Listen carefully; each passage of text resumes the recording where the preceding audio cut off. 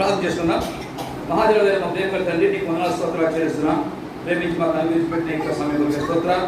ఈ యొక్క ఆఖరి ఆయన బైబిల్ క్లాస్ కోసం ప్రార్థిస్తుండగా మీరు సహాయం చేసి పెట్టండి. నీ గన్నామని మంచి సహాయపడండి. మీ వాక్యంలో సత్యాలు ఉన్నాయి, మేము నేర్చుకోవాల్సినవి, మేము అనుసరించవలసినవి, మా జీవితాలకు ఉపయోగపడినవి, మా జీవితాల్లో లోపాన్ని సరిదిద్దుకునేవి, మా జీవితాల్లో ఆశీర్వాదాలు వెంటాడేవి అనేక ప్రభావాన్ని నీ వాక్యం పొందుపరుచున్నావు. మరి ప్రత్యేకంగా యెహోషువ గ్రంథము విశ్రాంతి జ్ఞాపకం చేస్తుండగా ఆ విశ్రాంతిలో వారు ఎట్లా ప్రవేశించినారో దానికి వారు ఏం చేయాలో అది స్పష్టంగా జ్ఞాపకం చేయబడుతున్నాయి. మేము కూడా ప్రభావ వాళ్ళకు విశ్రాంతిలో ప్రవేశించబోతున్నాం కనుక మాకు ఇది ఎంతో అవసరము, ఎంతో వాస్తవం, ఎంతో దగ్గరగా మేము జీవించాల్సిన వారు. కాబట్టి ప్రభు దీన్ని ఆధారం చేసుకుని ఇది మాకు మంచుగా పెట్టుకుని మేము ముందుకు సారాన్ని మాకు అందరికీ సహాయం చేయడం ప్రార్థిస్తున్న సరే నన్ను నీ కృపసలు అప్పచెప్పుకుంటూ దయచేయకూడదు. నీ ఇచ్చిన మాట సహాయం చేస్తామని వదనాలు చేస్తూ ప్రభావ ఏదైతే నువ్వు మాట ఇచ్చినావు, ప్రమాణం చేసినావు, నేను నీ నోటితో కాబట్టి నేను ప్రకాశం బోధిస్తాను అని మీరు చెప్పారు కనుక దగ్గర తండ్రి నీ మాట చొప్పున మాకు సహాయం చేసి వింటున్న మాకు తెలుస్తున్న నాకు మీరే నీకు మార్గం చూపించి సహాయం చేసి నీ ఉపదేశం ఇచ్చి మనందరూ సంసిద్ధపరచమని తృప్తిపరచమని వదనాలు చేసుకుంటూ కోరుకుంటూ యేసుక్రీస్తు మహారక్షకుడి నామములో ప్రార్థించి పెట్టుకుంటున్నాం మా ప్రభు తండ్రి. ఆమేన్. ఈ యొక్క యెహోషువ గ్రంథము 7వ అధ్యాయంలో మరి మనం గతంలో కొన్ని విషయాలు చూసుకుంటూ వచ్చినాం. మరి మొదటి ఇతరుల దోషం మనపై ఎలా వస్తుందో అన్నది మొదట్లో మనం చూస్తూ వచ్చాం. ఆ తర్వాత దేవుడు వారు తీసుకొచ్చిన సమాచారం కూడా చూసుకుంటూ వచ్చినాం. ఆ తర్వాత హాయి వారికి ఉన్న వంకర వారికి మోసం ఉన్నది ఏమిటో కొన్ని విషయాలు గమనించినాం.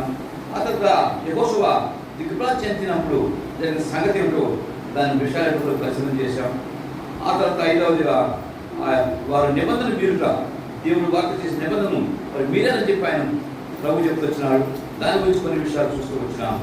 ఇప్పుడు ఈరోజు మరి 6వదిగా ఇదే అధ్యాయంలో మరి మనం చూస్తున్నాం. మేము నీవేళ 10వ యెహోవా యెహోషువతో ఇట్లా నేను లేము నీవేళ ఇక్కడ ముఖం నేల మొక్కుకొందువు.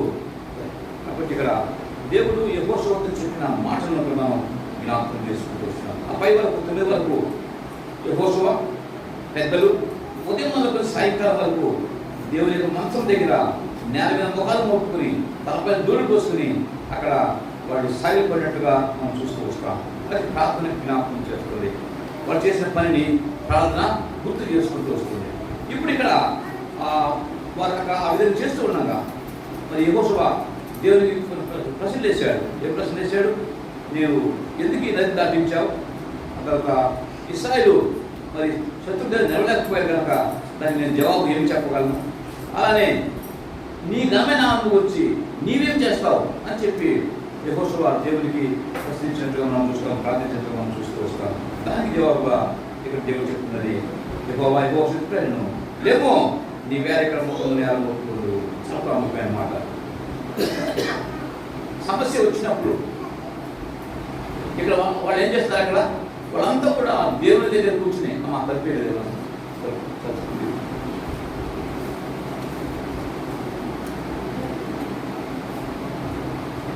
వాళ్ళంతా కూడా దేవుని దగ్గర కూర్చుని దేవుని సన్నిధిలో కూర్చునే వాళ్ళు దుఃఖపడుతూ వస్తుంటున్నారు. వాళ్ళ దుఃఖము లేకపోతూ వస్తుంది. కాబట్టి ఇక్కడ మనం అర్థం చేసుకోవాల్సిన విషయము ఏమిటంటే వాళ్ళు అక్కడ ఆ సమయంలో వాళ్ళు దుఃఖపడటం అనేది కొంతవరకు న్యాయమైన అది ఎక్కువ సమయం అయితే సాధ్యం కాదు అన్న విషయాన్ని మనము అర్థం చేసుకుంటూ రావాలి. కొన్నిసార్లు మనం అలా చేస్తాం. ఒక నిర్ణయం తీసుకోవాలి, ఒక పని పూర్తి చేయాలి. దాన్ని మనం ఏం చేస్తుంటామంటే ఆ నిర్ణయం తీసుకోం, ఏం చేస్తుంటాం? ప్రార్థన చేస్తూ వస్తుంటాం.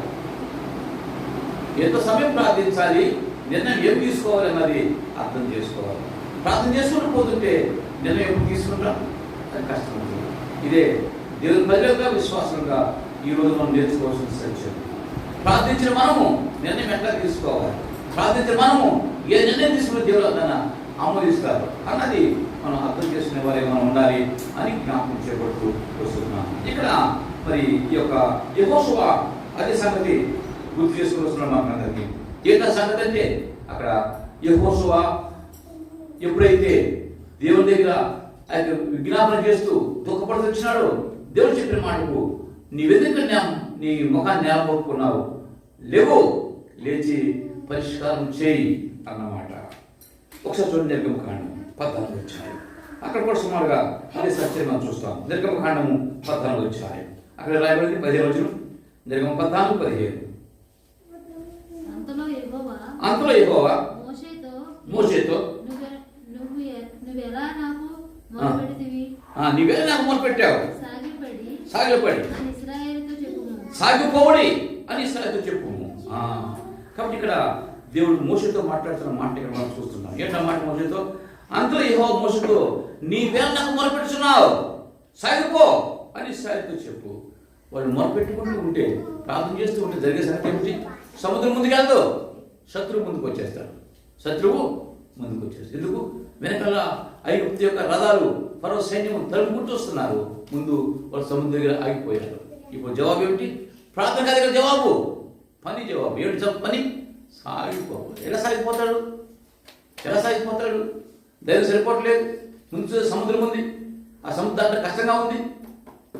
ఎవరు సముద్రం దిగ్గలు ఎవరు?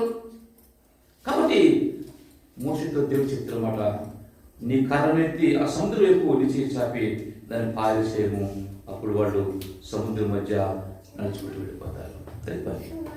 కాబట్టి ప్రార్థన చేయడం అన్నది ఒక ఎత్తు అయితే, ఆ ప్రార్థనకు విధేయత చూపించడం అన్నది ఒక ఎత్తు. చాలా సందర్భాల్లో ఎక్కువ మంది చేసే తప్పు ఏంటంటే, అలా ప్రార్థన చేస్తూనే ఉంటారు, విధేయత చూపించి పని ప్రారంభించరు. అది పొరపాటు అవుతుంది. మోషే చేసిన దాన్ని కూడా దేవుడు గద్దించాడు, ఎవరు చేసిన కూడా దేవుడు గద్దిస్తూ వచ్చాడు. నువ్వెందుకు నాకు మొదలు పెడుతున్నావు? లే, ఏం చేయాలో పూర్తి చేయాలి. మోషే కూడా చెప్పాడు, లేకు నువ్వు మొదలు పెడుతున్నావు, ఏం చేయాలో అది. కాబట్టి ఇక్కడ మనకి ఈ రెండు సందర్భాలు మనకి ఏం జ్ఞాపకం చేస్తున్నాయంటే, ప్రార్థన చేయడం అవసరమే, కానీ ఆ ప్రార్థన కొనసాగించుకుంటూ వెళ్ళిపోతే జరిగే నష్టపడి వెనకాల జరుగుకుంటూ వస్తుంది అని గుర్తుపెట్టుకోవాలి. ఏం చేయాలి? ఒక దేవుని మాట విధేయత చూపించి ఒక నిర్ణయం తీసుకుని పని ప్రారంభించాలి. ఆ పని ప్రారంభించినప్పుడు దేవుడు సహాయపడబడి ఉంటాడు అన్నది మనం చేసుకోవాల్సిన సత్యము అని చెప్పి మనం ఇక్కడ జ్ఞాపకం చేసుకోండి. ఇక్కడ పని ఏమిటి? ఇక్కడ పని ఏమిటంటే రండి, యెహోషువ 7వ అధ్యాయం 12వ వచనం. పని ఏమిటి ఇక్కడ? ఇశ్రాయేలీయులు శాపగ్రస్తులై వెనుకకు తిరిగిరి. శాపగ్రస్తులైన వారు మీ మధ్య ఉండకుండా మీరు వారిని నిర్మూలన చేస్తేనే తప్ప నేను మీకు తోడై ఉండను. ఇప్పుడు ఏం చేయాలి? నిర్మూలన చేయాలి. అది పని. ప్రార్థన చేశారు, ఇప్పుడు ఏం చేయాలి? నిర్మూలన చేయాలి. నిర్మూలన చేయకపోతే దేవుని యొక్క సహాయం లేదు, నిర్మూలన చేయకపోతే దేవుని యొక్క తోడు లేదు, నిర్మూలన చేయకపోతే దేవుడు అంత ప్రయాణం చేయడు. దేవుడు అంత ప్రయాణం చేయకపోతే వాడు తిరిగి మళ్ళా హాయిగా ఓడిపోయి మళ్ళీ ఓడిపోవడమే. వాళ్ళు హాయిగా ఓడిపోయారు, అలాగే మళ్ళా ఓడిపోయే పరిస్థితి మళ్ళా వస్తుందని చెప్పి మనం అర్థం చేసుకోవాలా. కాబట్టి ఇప్పుడు జరిగిన పని ఏంటంటే దాన్ని నిర్మూలన చేస్తూ రావాలా. ఏది ఆటంకంగా ఉన్నదో, ఏది అడ్డుగా ఉన్నదో, ఏ దోషంగా ఉన్నదో, ఏ దేవుడు కాదని చెప్పి శక్తిమైన దాని గురించి మాట్లాడుతున్నాడో దాన్ని తీసివేసుకునే ప్రయత్నం చేయాలి, తొలగించుకోవాలా, అడుగు తీసేయాలా. అప్పుడే దేవుని యొక్క తోడు ఉంటుంది. దేవుని యొక్క తోడు లేకపోతే వారు ప్రయాణం చేయడం కష్టం, వారు విశ్రాంతి పొందలేరు, దేశాన్ని స్వాధీనపరచుకోలేరు, దేశంలో స్వతంత్రించలేరు. ఇవే ఆత్మీయంగా మనకు కూడా ఉపయోగపడతాయి. కాబట్టి ఏం నిర్మూలన చేసుకోవాలి, మనం కూడా అవి నిర్మూలన చేసుకోవాలా. అది చేసుకోకపోతే మనం దేశాన్ని స్వాస్థ్యం సంపాదించుకోలేము, ఆ దేశంలో విశ్రాంతి మనం జీవించలేము, దేవునితో మనం సమాధానం నెమ్మది కలిగి ఉండలేము అన్నది మనం అర్థం చేసుకోవాలా. కాబట్టి ఒకసారి మనం కూడా జాగ్రత్తగా ఈ యొక్క విషయాన్ని మనం మనసులో పెట్టుకోవాలని చెప్పి గుర్తు చేసుకుంటూ వస్తుంటున్నాం. ఆ విధంగా మనం వాటిని గుర్తు చేసుకుంటాం. మాట్లాడు ఆ విధంగా మనం దేవుని సన్నిధిలో మనం జీవిస్తే తప్ప అది మన జీవితానికి క్షేమదానం కాదని చెప్పి మనం అర్థం చేసుకుంటాం. ఏది నిర్మూలన చేయాలో అది ఖచ్చితంగా నిర్మూలన చేయాలి. ఎందుకు? అది మనకు ఆటంగా ఉంది, మనకు అడ్డుగా ఉంది, మనకు సమస్యగా ఉంది. ఆ సమస్య పరిష్కారం చేయకపోతే దేవుని తోడు మనతో రాదు. దేవుని తోడు మనతో ఉండాలని కోరుకుంటే రెండు విషయాలు జ్ఞాపకం చేస్తున్నాయి ఇక్కడ. దేవుని తోడు మనతో ఉంటే జరిగే మేలేమిటి, దేవుని తోడు మనతో లేకపోతే జరిగే సంగతి ఏమిటి? ఈ రెండు చాలా ప్రాముఖ్యమైన విషయాలు. కాబట్టి ఇక్కడ మనకు తెలియక అర్థమవుతుంది, దేవుని తోడు ఉంటే మనము అధిగమిస్తాం, ముందుకు సాగుతామని చెప్పి మనం అర్థం చేసుకుంటాం. అదే దేవుని యొక్క తోడు సహాయం లేకపోతే మనం ఓడిపోయేది ఖాయం. శత్రువుకు అప్పగించబడేది ఖాయం. మన పైన శత్రువు అధికారం ఉండడం అనేది ఖాయం. శత్రు చేత మనం తరబడతాం అనేది ఖాయం. ఎందుకు? హాయి వారు వీళ్ళు తరపు వచ్చారు. శత్రువు చేత మనం తరబడుతూ జీవిస్తుంటే, శత్రువు మనం తరుముకుంటూ పోతూ ఉంటే మనం దేవుని ప్రజలు ఎలా అవుతాం? ఎలా అవుతాం?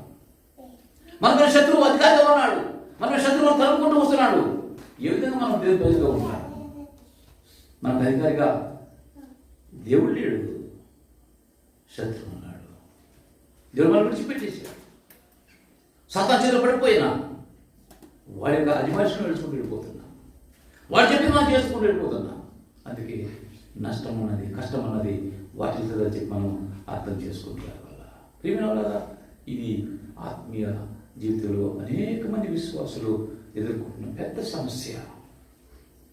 చాలా మంది ఇదే కోరుతారు, చేద్దాం, ప్రార్థన చేద్దాం, ప్రార్థన చేద్దాం, ప్రార్థన చేద్దాం. ఎంతగా ప్రార్థన చేస్తారు? సమస్యకు విధేయత చూపించి ఆ సమస్యను పరిష్కారం చేసే దిశగా ప్రయాణం చేయాలి. అది పరిష్కారం అవ్వనంత వరకు కూడాను సమస్య సమస్యగానే ఉంటుంది. ఎవరు పరిష్కారం చేస్తారు? మనమే పరిష్కారం చేసుకోవాలి. లేదా సమాజంలో పెద్ద పరిష్కారం చేయాలి. లేకపోతే సాధ్యమైతే కాదు. ఇదే మోషే దగ్గర మనం చూసిన సమస్య అదే, యెహోషువ దగ్గర చూసిన సమస్య అదే. దేవుడు మోషేకి వేసిన ప్రశ్న అదే, దేవుడు యెహోషువకి వేసిన ప్రశ్న కూడా అదే. కాబట్టి ఒకసారి అర్థం చేసుకుందాం, జ్ఞాపకం చేసుకుందాం. ఎంతవరకు ప్రార్థన చేయాలో అంతవరకు ప్రార్థించాలి. ఎప్పుడు విధేయత చూపించి పరిష్కారం చేయాలో అప్పుడు విధేయత చూపించి ఆ సమస్యకు పరిష్కారం మనమే ఏర్పాటు చేయాలి. అప్పుడు దేవుని యొక్క సహాయము, దేవుని యొక్క తోడ్పాటు అంత ఉంటుంది అన్నది వాస్తవమైన సత్యం అని చెప్పి మనం అర్థం చేసుకుంటూ రావాలని గుర్తు చేసుకుంటూ వస్తున్నాం. రండి, శాపగ్రస్తమైన మీ మధ్య ఉండకూడదు. ఉంటే నేను మీతో ఉండకూడదు. అది ఉంటే నేను ఉండను. శాపగ్రస్తమైన మీతో ఉంటే నేను మీతో ఉండను. శాపగ్రస్తం తీసివేస్తే నేను మీతో ప్రయాణం చేస్తాను. అర్థమవుతుంది కదా? దేవుడు మనతో ప్రయాణం చేయాలంటే శాపగ్రస్తమైనది మనలో ఉండకూడదు, మన దగ్గర ఉండకూడదు. అది మన దగ్గర ఉన్నంత కాలము మనం అనుకుంటాం, మనం ప్రార్థన చేస్తున్నాం ఉంటిదే ఏమీ లేదు, అక్కడ పరిష్కారం కాలేదు. ప్రార్థన మాత్రం చేస్తున్నావు, పరిష్కారం చేసుకోలేకపోతున్నావు. ప్రార్థన మాత్రం చేస్తున్నావు, నీ పని దేవుడు నీకు దేవుడు అధికారిగా లేడు, సాతాధికారిగా ఉన్నాడు. ఎందుకు? అది నేను విడిచిపెట్టాడు. నువ్వు పరిష్కారం చేసుకోలేకపోతున్నావు చెప్పి వదిలేశాడు. నీవనుకుంటున్నావు నేను ప్రార్థన చేస్తానని చెప్పి అనుకుంటున్నావు. అదే మోసం. చాలా మంది ఇక్కడే నష్టపోతారు, ఇక్కడే మోసపోతారు, ఇక్కడే వారికి నష్టం కలుగుతుంది. చివరకు అన్యాయం అభివృద్ధి వారు అందులో ఫెయిల్ అయిపోతారు అని చెప్పి మనం అర్థం చేసుకుంటారు. కాబట్టి మేము వల్ల ఈ యొక్క సమయంలో ఒకసారి గుర్తు చేసుకుంటూ వస్తుంటున్నాను. ఏంటి పరిష్కారం చేయాలి, ఎట్లా పరిష్కారం చేయాలి? యెహోషువ పరిష్కారం చేయడానికి సిద్ధపడుతున్నాడు. దేవుడు యెహోషువకు ఏం చెప్పాడో దాన్ని జరిగించడానికి యెహోషువ సిద్ధపడుతూ వస్తున్నాడు. ప్రార్థన పూర్తయిపోయింది. ఎందుకు ఇంకా ఉన్నావు? ఎందుకు ఇంత నీ ముఖాన్ని మోపుకుని ఇంకా దుఃఖపడతావు? లేవు, పరిష్కారం చేయి. ఇప్పుడు మనం పరిష్కారం చేయడానికి సిద్ధపడతాము. దేవునికి సహాయం సమృద్ధిగా మనం కలిగి ఉంటామని చెప్పి మనం అర్థం చేసుకోవాలి. ఎందుకని? దుష్టత్వంతో దేవుడు సహాయం. దుష్టత్వం మనలో ఉండగా ఆయన చూడలేడు. కీర్తనము 55వ అధ్యాయం, కీర్తనము 55వ అధ్యాయం 4వ చదవండి. కీర్తన 55:4. నా గుండె నాలో వేదన పడుతున్నది,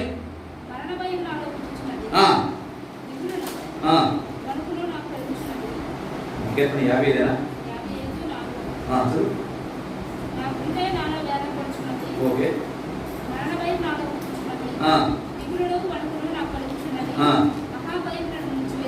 మహాభయములను ముంచివేసాను. నీ దుష్టత్వాన్ని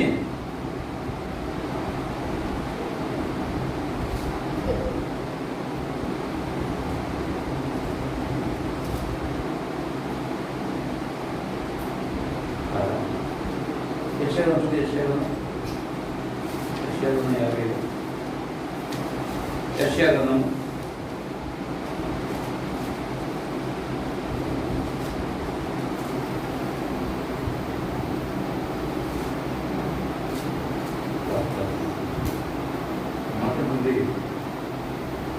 నువ్వు దుష్టత్వాన్ని చూసే దేవుడు కావు, దుష్టత్వం చూడలేవన్నమాట.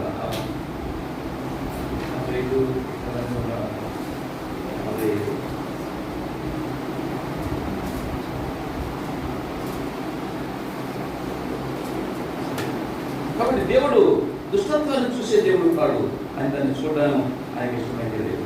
దుష్టత్వం వేరుగా దేవుడు నాడని మనం అర్థం చేసుకోవాల్సిన వాళ్ళు మనం చెప్పి గుర్తు చేసుకుంటున్నాం.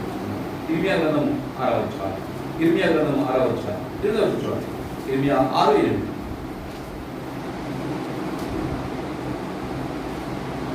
ఇర్మియా గ్రంథం 6వ అధ్యాయం.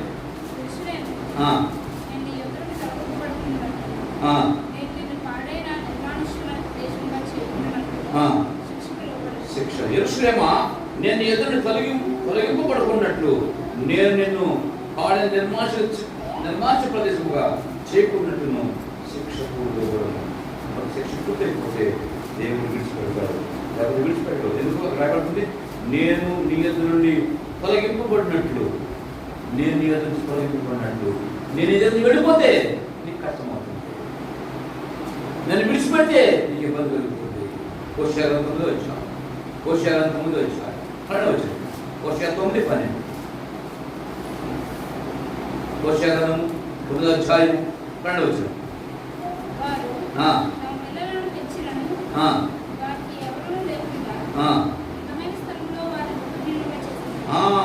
వారు తమ పిల్లలు పెంచినను వారికి ఎవరు లేకుండా అందమైన స్థలంలో వారిని పుత్రహీనులుగా చేస్తాను. నేను ఆయన విడిచిపెడితే ఎంత శ్రమ వస్తుంది. పిల్లలకి ఎవరు ఉండరు, పిల్లలకి ఎవరు మిగలరు. ఎందుకు? పెద్దలు వెళ్ళిపోబడతారు, పెద్ద తీసుకోబడతారు, పిల్లలు మిగిలిపోతారు. ఎవరు ఉండరు. అంత అందమైన స్థలంలో, అందమైన దేశంలో, అందమైన స్థలాల్లో ఆ పిల్లలు కానీ వారికి ఎవరు ఎందుకు? దేవుడు తోడుగా లేడు, దేవుడు విడిచిపెట్టాడు. ఆయన విడిచిపెట్టి ఇలా ఉంటుంది, ఆయన విడిచిపెట్టి ఇలాగే ఉంటుంది. పిల్లలు అనాథలుగా మిగిలిపోతారు. కాబట్టి ఆయన తోడుమంతో ఉండాలి, ఆయన తోడుమంతో సాగాలి అన్నది అర్థం చేసుకోవాలి. ఆ తోడు సాగాలి ఏం చేయాలి? విధేయత కలిగి పరిష్కారం చేయాలి, సమస్య పరిష్కారం చేయాలి. దేవుడు ఎలా కోరుతున్నాడో, ఏది కష్టపడుతున్నాడో, ఏది నిర్మూలన చేయమని చెప్తున్నాడో దాన్ని నిర్మూలన చేస్తే తప్ప నేను మీతో ఉండను. అది దేవుడు నిర్మూలన చేస్తేనే తప్ప నేను మీతో కూర్చో నువ్వు తిరిగితే బాగలేదు, కొడేస్తా నేను, పడుకో.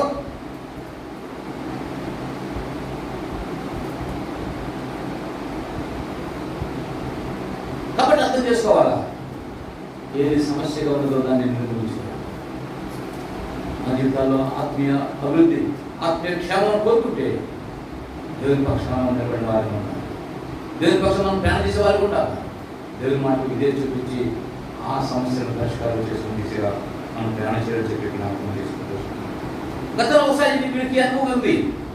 ఈసారి ప్రజలకే వీరికే హాయిగా ఎప్పుడైతే ఓడిపోయినారో వీరికే సంఖ్యాకాండం ఒక అనుభవం జరిగింది. ఏం అనుభవం రండి? సంఖ్యాకాండం 14 వచ్చారు. సంఖ్యాకాండం 14 వచ్చారు. సంఖ్యాకాండం 14 వచ్చారు. 25వ వచనం చూడండి. అమాలేకీయులు కనానీయులు ఆ లోయలో నివసిస్తూ ఉన్నారు.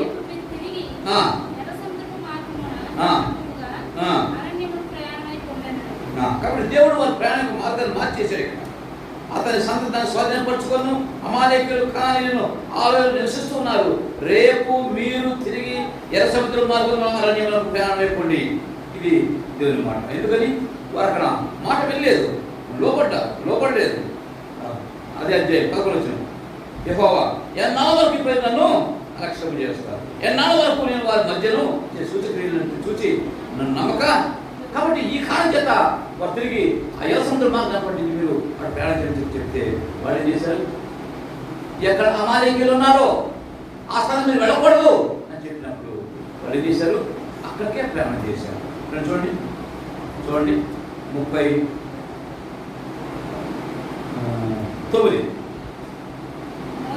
మోషే అవును. మోషే ఇశ్రాయేలీయులందరితో మోషే ఇశ్రాయేలీయులందరితో ఆ ఆ మాట చెప్పగా ఆ జనులు చాలా దుఃఖించిరి. వారు ఉదయం లేచి ఆ కొండ కొన మీదకి ఎక్కి చిత్తమండి మేము పాపం చేసిన వారము యెహోవా చెప్పిన స్థలంలో విడదము అన్నది. ఎందుకు? ఆ స్థలం పడకుండా దేవుడు తిరిగి 8 సంవత్సరాలు ప్రయాణం చెప్పిన కారణం చేత వాళ్ళు తిరిగి అదే మార్గం వెళ్ళడం వాళ్ళకి ఇష్టం లేదు. వాళ్ళ మనసు అంగీకారం కాదు. ఈ మార్గం మనం వచ్చా కనుక దేవుడు తిరిగి ఇలా వెళ్ళమంటున్నాడు. మేము వెళ్దాం, అలా వెళ్ళిపోతాం. ఎక్కడికి వెళ్ళిపోతాం? అమాలేకుల దగ్గరికి వెళ్తాం. దేవుడు చెప్పాడు అమాలేకులు ఉన్నారు, మీరు వెళ్ళదు, నేను మీకు తోడుకోలే. సరే వాడు ఏం నిర్ణయం చేస్తున్నారు? దేవుడు చెప్పిన మార్గాన్ని విడిచిపెట్టి ఎక్కడైతే అమాలేకులు ఉన్నారు, ఎక్కడైతే ఎవరితో చెప్పాడు అక్కడికి వాళ్ళు ప్రయాణం చేశారు. ఏం జరిగింది? చదువు అప్పుడు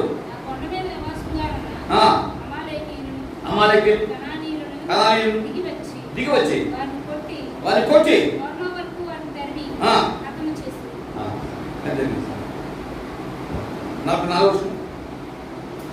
అయితే వారు మూర్ఖించి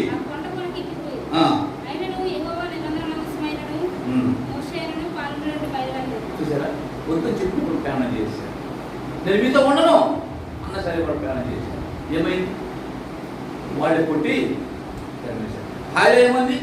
వాళ్ళే కొట్టి మరి ఒక అనుభవం నిజంగా ఒక సంఘటన జరిగింది కనుక మరి ఇలాగే ఎందుకు అనుసరించలేదు, ఇలాగ దాన్ని ఎందుకు కూడా ఆమోదించలేదు, ఎందుకు కూడా దాన్ని తీసుకోలేదు?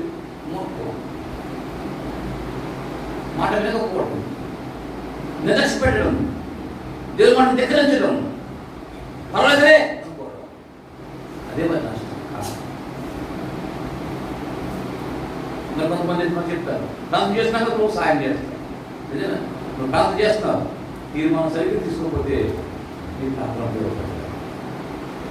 నిర్ణయం సరిగ్గా తీసుకోకపోతే నీ ప్రార్థన విలువ లేదు కదా. అర్థం చేసుకో. ఎలా సమయంలో మోసే ప్రార్థన చేస్తూ వచ్చాడు. దేవుడు చెప్పాడు ఇంకెంతసేపు ప్రార్థన చేస్తావు,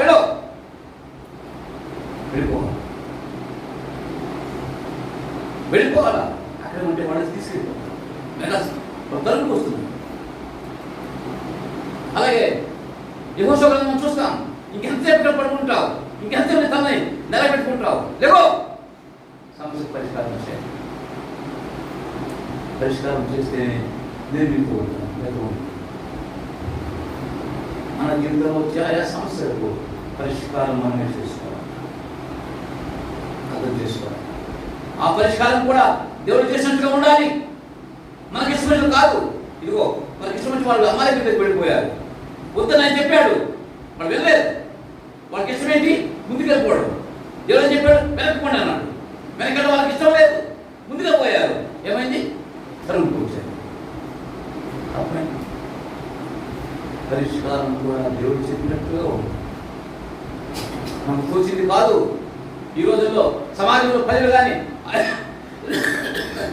ఆయా సేవకులు కానీ వాళ్ళకి ఇష్టమైంది వాళ్ళు తోసి చేసుకుని వెళ్ళిపోయి ఇదే దేవుడు చెప్పమంటాడు. అందుకే అన్ని కూడా పాడేది,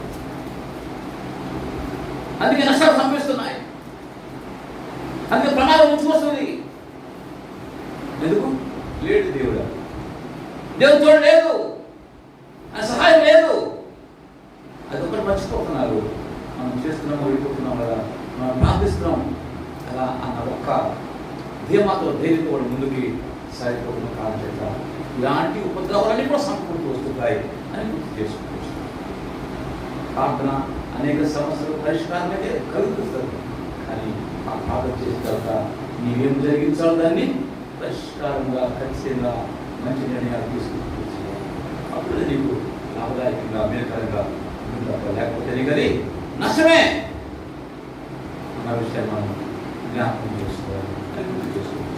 కాబట్టి ఇక్కడ మనం గుర్తుపెట్టుకోవాల్సిన ఈ గొప్ప సంచలనం అర్థం చేసుకోవాలి. దేవుడు ముందే చెప్పాడు ఈ సంచలనం కూడా. ఈ యొక్క యెహోషువ గ్రంథంలో రాయబడిన సంగతి ఏమవుతున్నాడో, ఈ యొక్క ఆకాన్ని ఏమైతే చేస్తూ వచ్చినాడో దాని ముందే దేవుడు నివారించాడు. ఎలాగా? ద్వితీయోపదేశకాండం 7వ అధ్యాయం 7వ అధ్యాయం 25వ వచనం.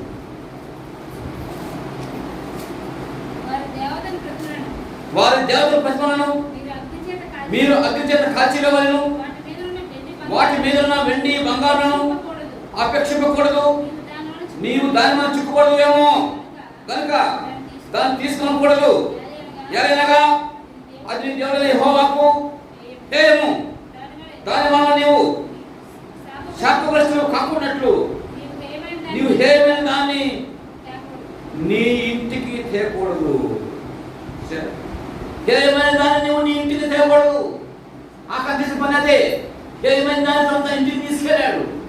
అలా తేకూడదని దేవుడు ముందే చెప్పాడు. కానీ ఆకాశాన్ని నిర్లక్ష్య పెట్టాడు. అందుకే అందుకే 33 మాట సహోదర సోదరి ఒకసారి మీరు జ్ఞాపకం చేసుకుని ఈ యొక్క విషయాల్లో అసలు జాగ్రత్తగా జీవిస్తే దేవుడితో మనం ప్రయాణం చేయాలి. మనకి అర్థమయ్యేదే ఉంది అని గుర్తు చేసుకుంటున్నాం. అర్థం కాకపోతే చేస్తున్నాం. అవమానం నీకే, నష్టం నీకే, ప్రమాదం నీకే కూర్చున్నాం. ఎవరు అమలుపరచలేరు, ఎవరు దాన్ని పరిష్కారం చేయలేరు. వారికి అవమానం వస్తుంది. పరిష్కారం చేసుకోవాల్సిన బాధ్యత కూడా మీ పైన ఉంది అని గుర్తు చేసుకుంటాం. కాబట్టి దేవుడు మన ప్రార్థన వింటాడు. అన్ని ప్రార్థనే దేవుడు వింటాడు. 65 రాయబడుతుంది, ప్రార్థన ఆలకించువాడా సర్వ శరీరం వదకు. ప్రార్థన ఆలకించే దేవుడు వింటాడు. ఆయన పరిష్కారం కూడా చేయాలి. అది గుర్తు. కాబట్టి ఒకసారి యొక్క సాయంకాల సభలో జ్ఞాపకం చేసుకుంటూ వస్తున్నాను. మన సమస్యకు పరిష్కారం, మన దేవుని యొక్క సహాయంతో మనం ప్రయాణం చేయాలంటే ఎట్లా మనం ముందుకు సాగాలంటే దేవుని యొక్క వాక్య పేరులో మనం జరిగించాల్సిన పనులు ఇక్కడ రాయబడుతూ వస్తున్నాయి. దాన్ని మనం చేస్తే ఆ విధంగా మనం ముందుకు సాగాలి. మనసులో 7:12 2 సంఖ్యలు చూస్తామా. కాబట్టి ఇశ్రాయేలు శాపగ్రస్తులై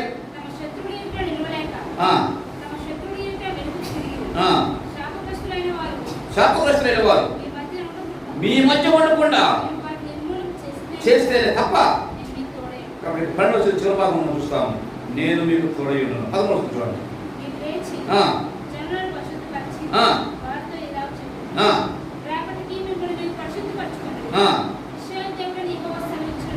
సెలవుతుందేమనగా ఇశ్రాయేలులారా మీ మధ్య శాపగ్రస్తమైనది ఒకటి కలదు. మీరు దాన్ని మీ మధ్య ఉండకుండా నిర్మూలన చేయ వరకు మీ శత్రువులు మీరు ఒకటి నేను మీకు తోడై ఉన్నాను. రెండవది మీ శత్రువు దగ్గర మీరు చెప్పండి. ఈ రెండు సంభవిస్తే మనం ఎక్కడ ఉంటాం? దేవుడు మనకు తోడాడు. మొదటి సంగతి నష్టానికి గుర్తుంది. రెండవది శత్రువు దగ్గర కూడా మనం నడవలేదు. ఎందుకు? శత్రువు మనల్ని ఆధీనం తీసుకుంటాడు. వాడికి ఇష్టమంతులు చేస్తాడు. వాడికి ఇష్టమంతులు మనం చేయిస్తాడు. ఎందుకు? దేవుని ఆధీనం మనం లేదు. నాకు సాతాను అంటే అధికారిగా ఉంది. కీర్తనలో మనం రాయబడుతుంది. కీర్తనము 108వ అధ్యాయం 109వ అధ్యాయం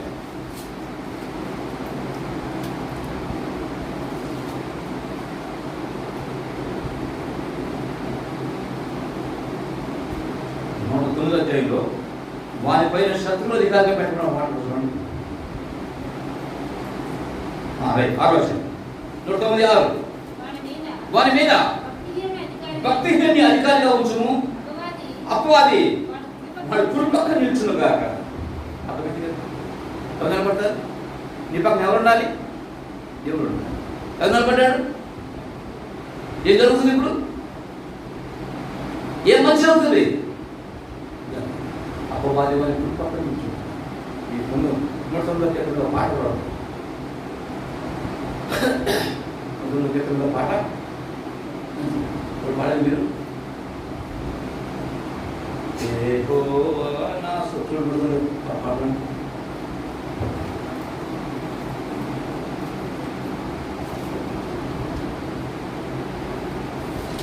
మన 9వ కీర్తనలో మంచి పాట ఒకటి మార్టిన్ రాశాడు.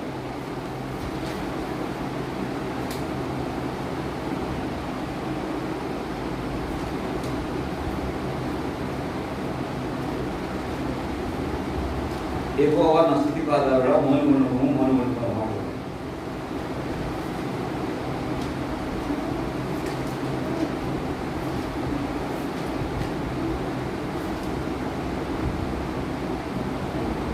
డెబ్బై నాలుగు పాట సంఖ్య 74, 73.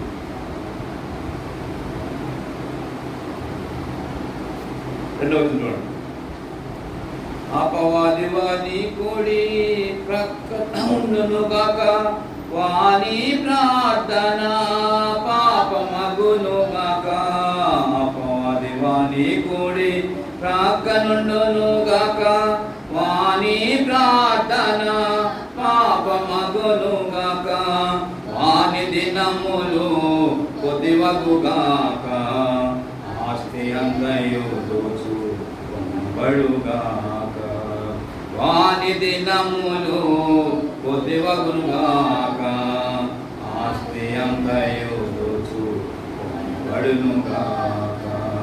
యెహోవానా స్తుతి కాదారుడా, మౌనముండకుము మౌనముండకుము. దుష్టులు కపటులు తమ నోరు తెరచి అబద్ధములతో నాపై లేచిరి. దుష్టులు కపటులు తమ నోరు తెరచి అబద్ధములతో నాపై లేచిరి. విధవయై వాని భార్య దిగులొందును గాక, దేశ దిమ్మరులై పిల్లలుందురు గాక. విధవయై వాని భార్య దిగులొందును గాక, దేశ దిమ్మరులై పిల్లలుందురు గాక. తల్లి పాపము తొడువా బడకొండును గాక, సంతతి అంతయు నాశమగుగాక. తల్లి పాపము తొడువా బడకొండును గాక, సంతతి అంతయు నాశమగుగాక. 9వ కీర్తన శత్రువు మనతో ఉంటే జరిగే సంగతులు జ్ఞాపకం చేస్తూ ఉంటాయి. 9వ కీర్తనలో శత్రువు మనతో ఉంటే ఈ నష్టాలన్నీ కూడా అప్పరిస్తాయి అని ఈ 9వ కీర్తన జ్ఞాపకం చేస్తూ వస్తుంది. కాబట్టి ప్రియులారా, ప్రార్థన చేసుకోవాలి, జ్ఞాపకం చేసుకోవాలి. అపవాది మన పక్కన ఉండేవాడు కాదు, దేవుడు మన పక్కన ఉండాలి. అపవాది మనకు తోడు కాదు, దేవుడు మనకు తోడుగా ఉండాలి. శత్రువు దగ్గర నిలబడలేని వాడిని కాదు, శత్రువును మన పాదకు చిరుదకి వాళ్ళని ఉండాలా. 16 ప్రకారం శీఘ్రంగా సాతాను నీ పాదకు చిరుదొక్కుతాడు అని వాగ్దానం ఇచ్చాడు దేవుడు. సాతాను మన కాదుగా ఉండాల్సిన వాడు మన పక్కన ఉండి మనకు పనిచేస్తుంటే నిలబడమా మనము, విశ్వాసమా మనము అర్థం చేసుకోవాలి. దేవుని సహోదరులు, లేక జీవితంలో దేవుని తోడు ఎంత గొప్పదో, ఆ తోడు కోసము ఏమి చేయాలో అన్నది జాగ్రత్తగా జ్ఞాపకం చేయబడుతూ మనము గుర్తించుకోవాలని గుర్తు చేసుకుంటూ వస్తున్నాం. ఒకసారి మనము అర్థం చేసుకోవాలి. మీ శత్రువు దగ్గర మీరు నిలవరు అని చెప్పి మనం చూస్తాం. 2-3 విషయాలు గుర్తు చేస్తాం. 2 దినవృత్తాంతాల గ్రంథం 2 దినవృత్తాంతాలు 24వ అధ్యాయం 2 దినవృత్తాంతాలు 24వ అధ్యాయం 26వ వచనం.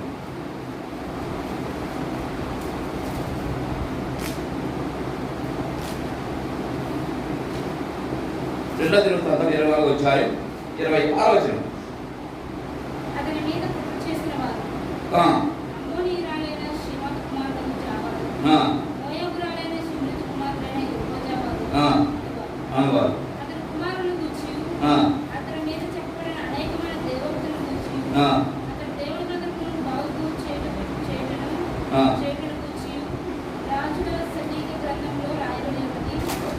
కాబట్టి ఇక్కడ ఒక ఈ యొక్క రాజు యొక్క చరిత్ర గురించి, రాజు యొక్క స్థితుల గురించి మనము ఇక్కడ జాగ్రత్తగా చూస్తూ వస్తున్నామని చెప్పి మనం జ్ఞాపకం చేసుకోవాలి. మనం చేసిన కొన్ని మంచి పనులు ఉన్నాయి, మనం చేసిన కొన్ని చెడ్డ పనులు ఉన్నాయి. అదే సమయం మరి ఇక్కడ కూడా చూస్తాం. 1 దినవృత్తాంతాలు 24వ అధ్యాయం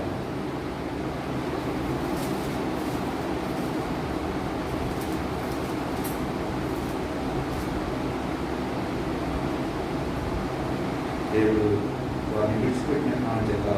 వారికి కలిగే నష్టాలు అనేవి అక్కడ మనం చూస్తూ వస్తాం. దేవుడు వారిని విడిచిపెట్టినాడు అన్నది ముఖ్యమైన మాటగా మనం అర్థం చేసుకోవాలని చెప్పి గుర్తు చేసుకుంటూ వస్తున్నాం. ఎందుకు దేవుడు విడిచిపెట్టినాడు అన్నది చాలా ప్రాముఖ్యమైన విషయం.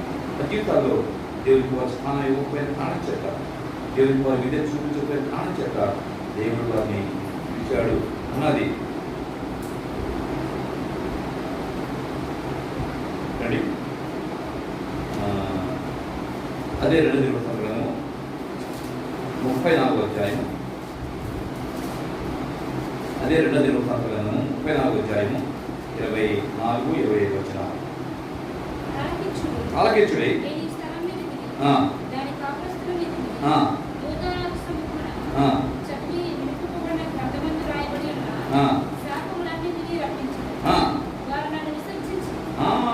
వారు నన్ను విసర్జించారు కనుక వారు నన్ను విసర్జించారు కనుక నా కోపం వారిపై మీదకి వస్తుంది అన్న మాట ఒకసారి మనం ధ్యానం చేస్తాం. ఒకసారి న్యాయపత్రులు దేవుడు విడిచిపెడితే ఎట్లా ఉంటుంది, దేవుడు విడిచిపెడితే ఎట్లా ఉంటుంది. న్యాయపత్రులు 16 వచ్చాను, న్యాయపత్రులు 16 వచ్చాను 20 వచ్చాను.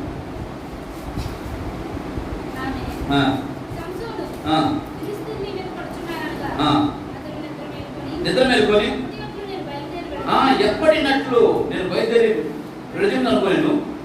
అయితే యెహోవా తనను ఎడబాసినని తెలియదు. అసలు సంగతే తెలియదు. దేవుడు నన్ను విడిచిపెట్టాడు చెప్తే విడిపోదాం అనుకున్నాడు, తయారైపోయాడు. కానీ విడలేకపోయాడు. ఎందుకు? దేవుడు. ఇప్పుడు ఎవరున్నారు? దేవుని స్థానంలో ఎవరున్నారు? శత్రువు, అపవాది ఉన్నాడు. ఏం చేశారు? శత్రువు బంధించారు, కడుగు చేశారు, కాల్చారు, కట్టివేశారు. దేవుని తోడు లేకపోయారు. అగతంలో లేవడమే మొత్తం గుమ్మాసారి మోసం వెళ్ళిపోయారు. ఇప్పుడు దేవుడిని ఎడమోసని కాబట్టి ఏం జరిగిందంటే సరిగా విసిరే స్థితికి వచ్చింది. అంత గొప్ప వీరుడు సూర్యుడు ఆ వ్యక్తి చెప్పబడితే దేవుని తోడలేదు. అదే దేవుడు తిరిగి మనసులో సహాయపడ్డాడు. అదే దేవుడు తిరిగి మనసు సహాయపడ్డాడు. ఒక ప్రార్థన చేశాడు, ప్రభువా ఈ ఒక్కసారి జ్ఞాపకం తెచ్చుకో అన్నమాట. యెహోవా ప్రభువా దయచేసి నన్ను జ్ఞాపకం చేసుకోను. దేవా దయచేసి ఈసారి మాత్రమే నన్ను బలపరచుము. నా 2 కన్నుల నిమిత్తము ఈ ఫిలిష్తీయులను ఒక్కసారి దండించి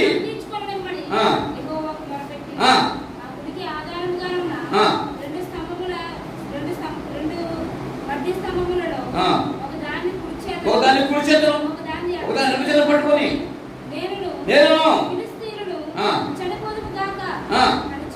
చెప్పి గర్వంతో పొంగినప్పుడు ఆ సద్దాగ్ర మీదను దానిలో ఉన్న జనులందరి మీదను పడెను.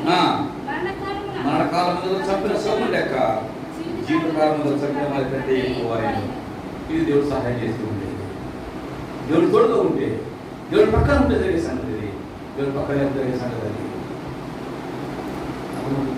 ఎంత స్పష్టంగా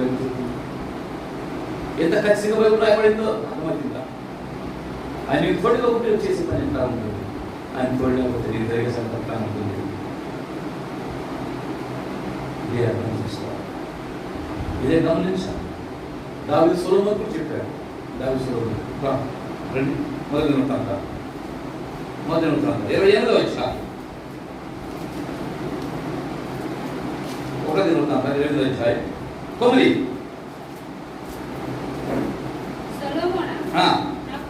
నా కుమారుడా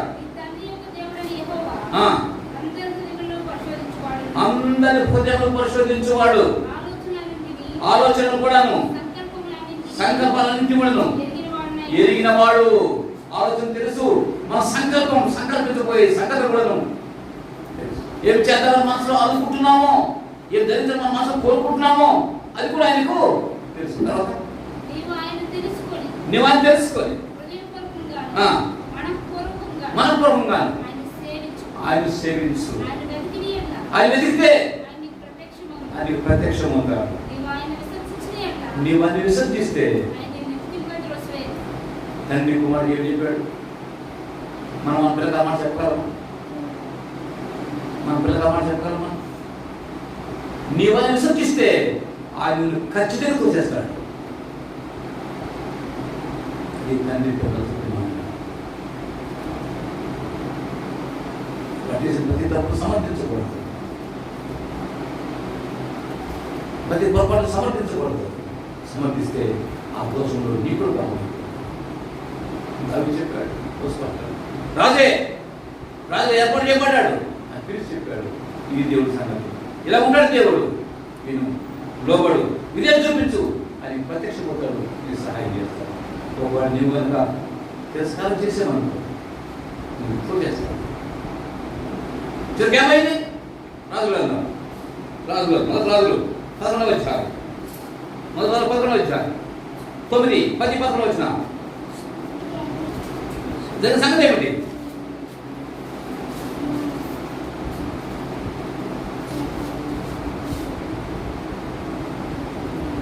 తొమ్మిదో అధ్యాయం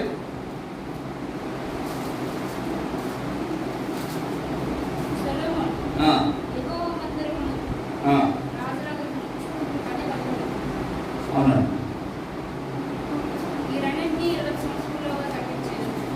డాక్టర్ 11 అధ్యాయం 11 అధ్యాయం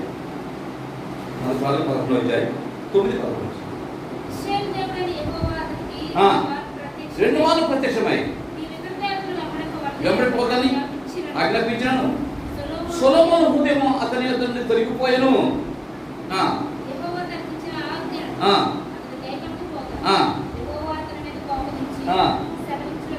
ఏమనగా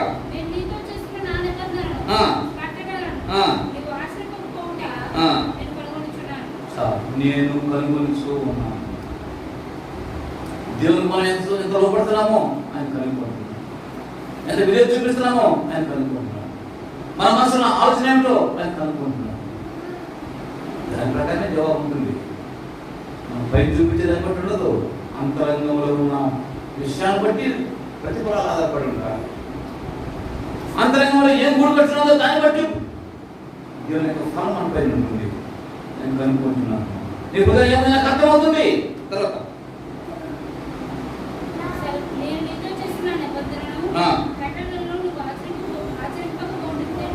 నేను కనుగొలుచున్నాను కనుక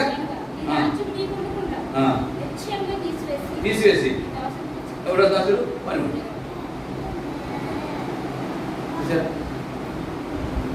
అంత గొప్పడు. దానికి చెప్పి తండ్రి చెప్పాడు, దేవుడి సంగతి జాగ్రత్త చూసుకో అని ఎవరు నష్టపెట్టాడు, పట్టించుకో. 2 సార్లు దేవుడు మాట్లాడాడు, ప్రత్యక్షమయ్యాడు, చెప్తొచ్చాడు, నువ్వు చేసిన పని మంచిది కాదు, ఎక్కడ చేశాడు, పట్టించుకోలేదు, విడిచిపెట్టేశాడు, రాజ్యం దిగేసి. అనుకుంటే అంత గొప్ప రాజుకే దిక్కులేదే నీకు నాకు నమ్మకం.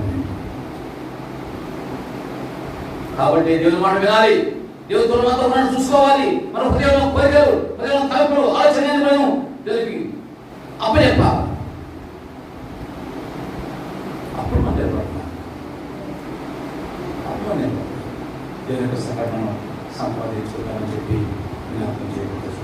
కాబట్టి ఇక్కడ మనం చూస్తూ వస్తాం, ఇక్కడ మీరు శత్రువులు నిలవరు అంటే మనం కూడా శత్రువులకి మనం నిలబడతాం. దేవుడు చెప్పాడు, మీరు అతను చెప్పిన పరిష్కారం చేయకపోతే, ఆ పరిష్కారం చేయకపోతే మీరు మీ శత్రువు ఎదుట నిలవరు. మనం నిలబడతామా?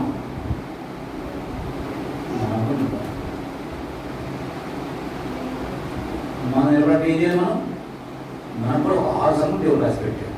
6 సంఘం మనం రండి 10 రాసిన పత్రిక, మొదటి 10 రాసిన పత్రిక 5వ అధ్యాయం, మొదటి పత్రిక 5వ అధ్యాయం 11 చూడండి. ఇవి మనం విడిచిపెట్టాలి. ఈ మనం విడిచిపెట్టకపోతే మనకు కూడా అదే ప్రాప్తిస్తుంది, మనం కూడా అదే మనం కలిగి ఉంటాం.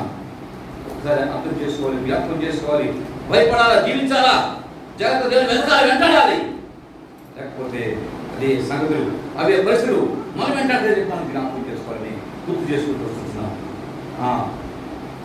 చదవండి. ఎప్పుడైతే ఆ, సహోదరుడైన వాడు 11 నుంచి చూస్తున్నాం మనం. ఇప్పుడైతే సహోదరుడు అనబడిన వాడు ఎవడైనను జారుడు గాని, లోబి గాని, విగ్రహారాధికులు గాని, తిట్టుబోతు గాని, త్రాగుబోతు గాని, 6 సంగతులు రాయబడ్డాయి. 6 సంగతులు, 6 రకాల వ్యక్తుల గురించి రాయబడతాయి. ఇలాంటి వాళ్ళతో కనుక మనం కలిగి ఉంటే, ఇలాంటి స్వభావం మనం కలిగి ఉంటే, లేక ఇలాంటి స్వభావం కలిగిన వాళ్ళతో మనం స్నేహం చేస్తే ఎవరు చెప్తున్నాడు? జాగ్రత్త అని చెప్తున్నాడు. లోబి గాని, తిట్టుబోతు గాని, త్రాగుబోతు గాని, అట్టి వారితో సాంగత్యం చేయకూడదు, వారితో పూజించకూడదు. లేకపోతే ఏమవుతాం? ఆకాంత కలిసి యెహోషువ పూజించినట్టు, ఆకాంత కలిసి ఇశ్రాయేలు పూజించినట్టు పరిష్కారం చేయాలి. ఏంటి పరిష్కారం? ఆకాంత తీసుకొచ్చిన దాన్ని ఆహార కుటుంబాన్ని తీసుకెళ్ళి రాత కొట్టి చంపి అది ఖాళీ చేసుకోవాలి. అది పరిస్థితి. మనం ఏం చేయాలి? ఇదిగో ఈ 6 రకాల మనుషులకు దూరంగా ఉండాలి. దూరంగా పెట్టుకోవాలి. వారితో సాంగత్యం చేయకూడదు, వారితో భుజించకూడదు. నాకు అయ్యే పడతాం అన్నింటికి ఎప్పుడు పూజ చేస్తాను. అందుకే మాకు అక్కడ దరిద్రం మనకు వస్తుంది.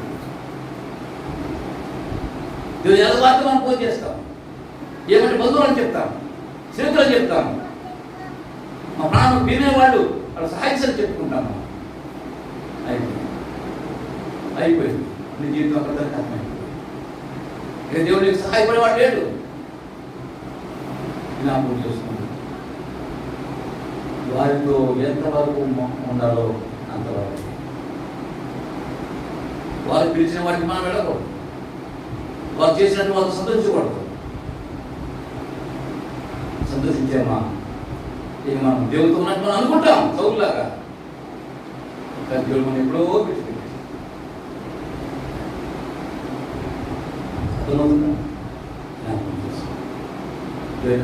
పాత్ర కావాలండి. రాశాడు ఎందుకు రాశాడు?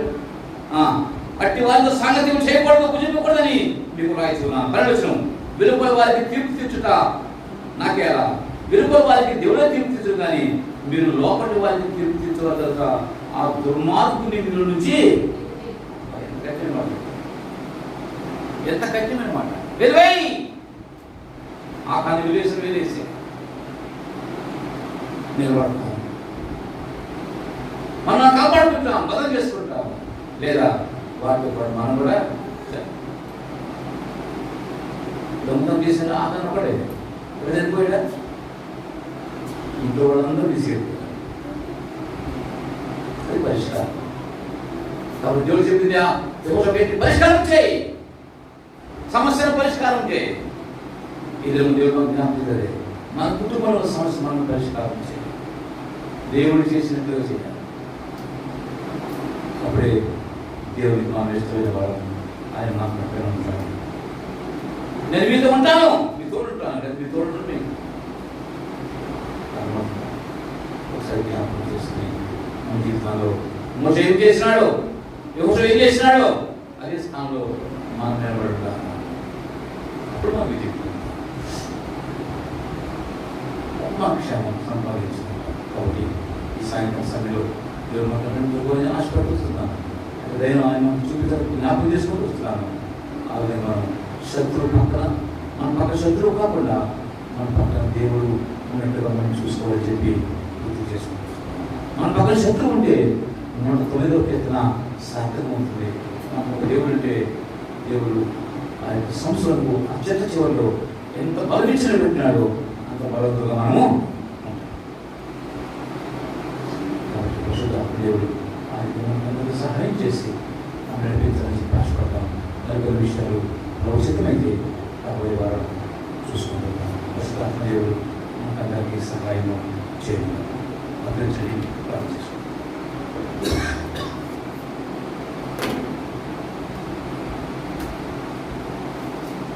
ఒక 2 నిమిషాలు మనం దర్శనం చేసుకున్నాం. నేను వాక్యంలో మనం తీసుకున్నట్టు అవ్వాలి.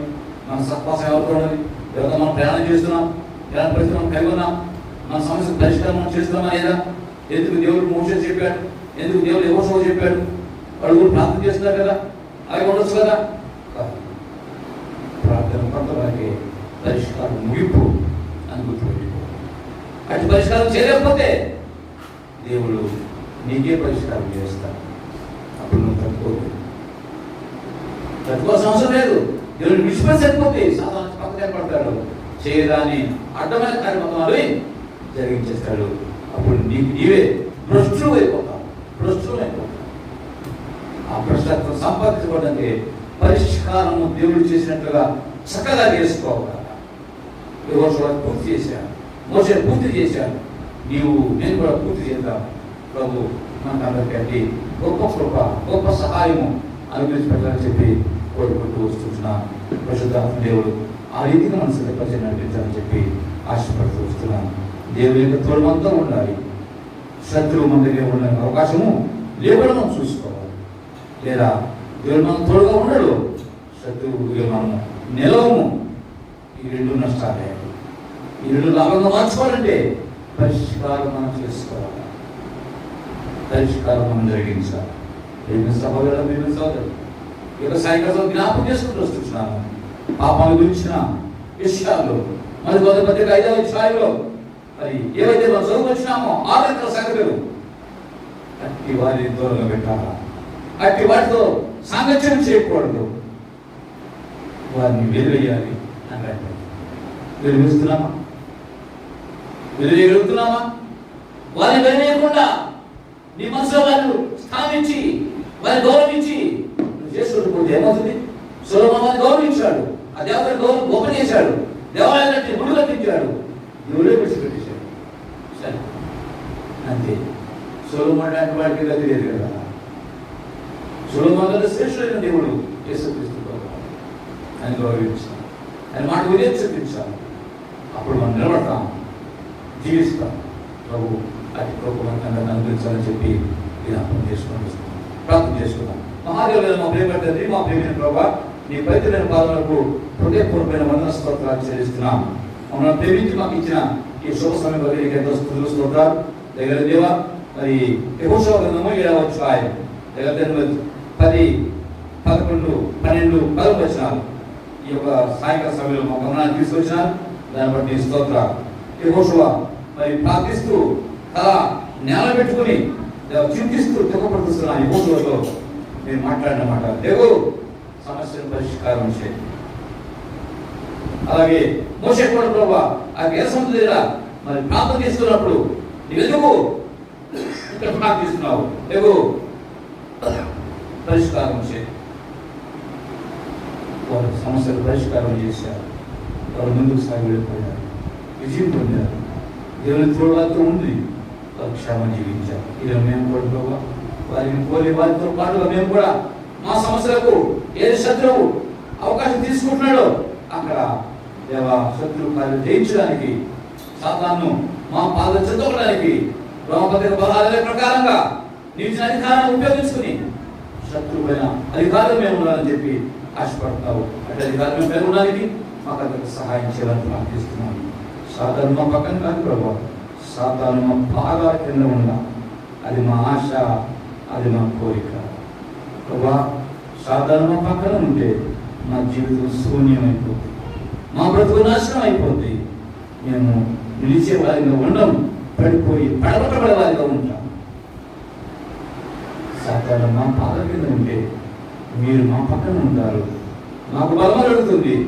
మేము ధైర్యంగా జీవిస్తాము, నమ్మకంగా జీవిస్తాము, రాబోయే ప్రయత్నం చేస్తాము, సంతోషంగా జీవించగలుగుతాము.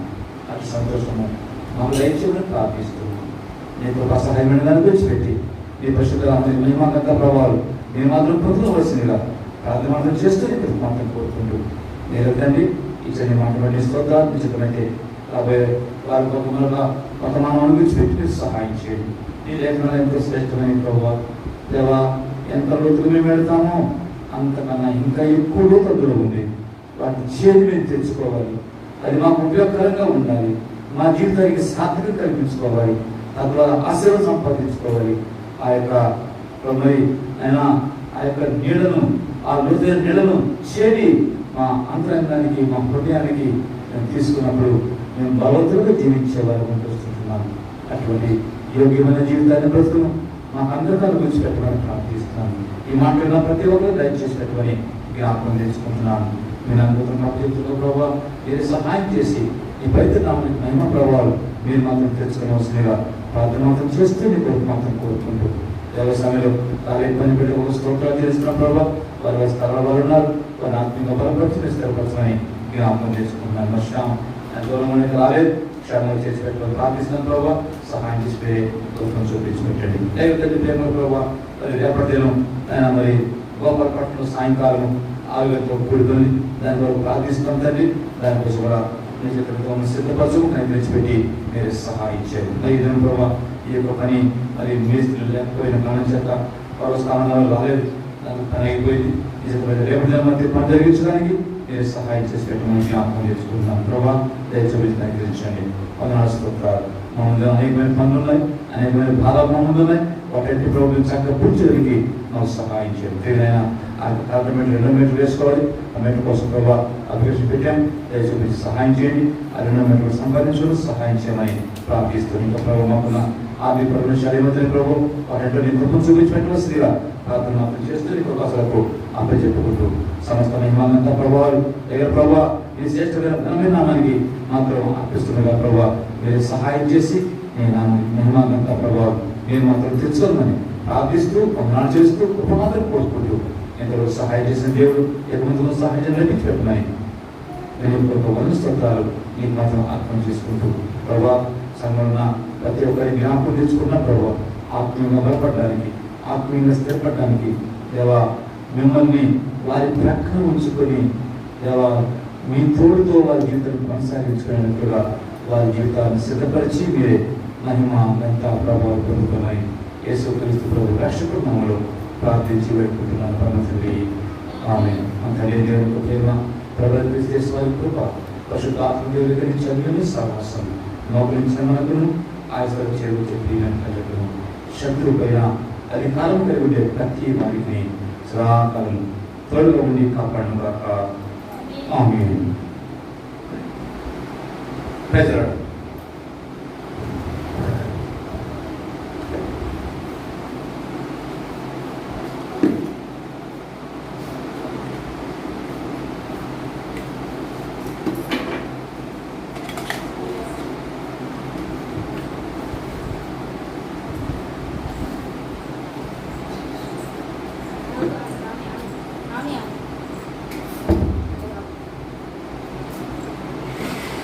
ఇక్కడ ఎండ ఉంది, అది కొట్టేనా?